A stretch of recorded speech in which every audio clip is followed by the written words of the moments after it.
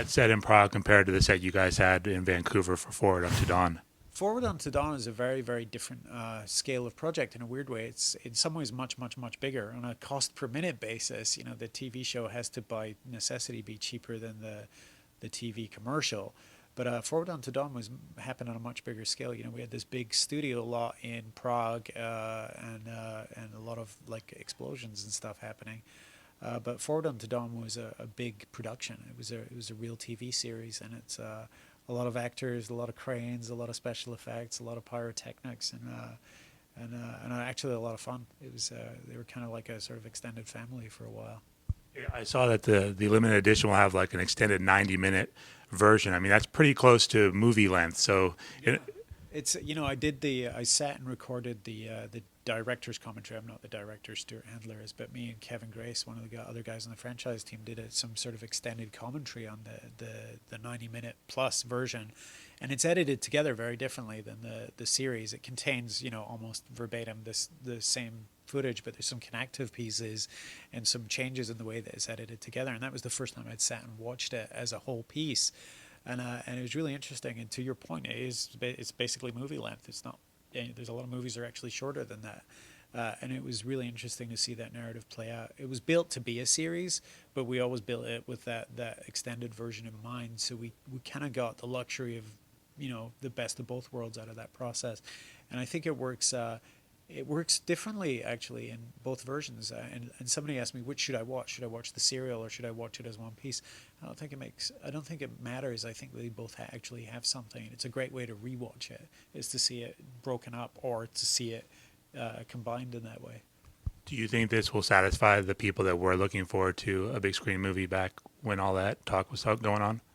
I think it's definitely a different scale, and obviously it's much more like a TV series than a movie in terms of scale and special effects and stuff. But the stuff they were able to get with that budget and that scale was amazing. Like the watching some of the stuff, it looked like silver screen, not small screen. So it was.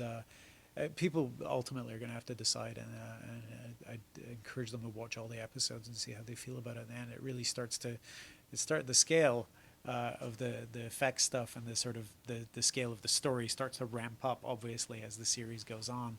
And it starts off being about characters, and it continues to be characters, but you definitely get to see your Halo stuff and your Halo universe fleshed out as the series goes on. It gets pretty exciting towards the end.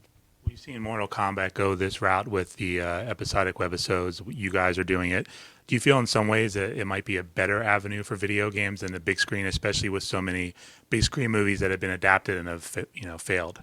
No, I think it's a funny thing. I've worked in video games for more than 20 years now, and for the entire 40 years I've been playing video games. TV, the mainstream media, has kind of acted like it's a newfangled fad. Right? It's 40 years old now. And TV went through that with radio, and radio went through that with the gramophone, and movies go through it every year. Movies always think that the movie business is going to go out of business because some newfangled thing is taking kids' attention away. But the reality is people are always going to want that big blockbuster experience, and that's why you have every year they mourn the death of Hollywood. There's a movie that breaks all the previous box office records, and it's kind of the Field of Dreams mentality. You're like, build it and they'll come, and you just have to make these big experiences. So I don't think the TV episodes absolutely scratch that itch, and actually will probably surprise some people in terms of what kind of scale that we went for and some of the things we've achieved. But I think there's always going to be demand for other interpretations of the Halo universe, including a big screen version. But we're not working on it right now. But if you are itchy, this is the scratch.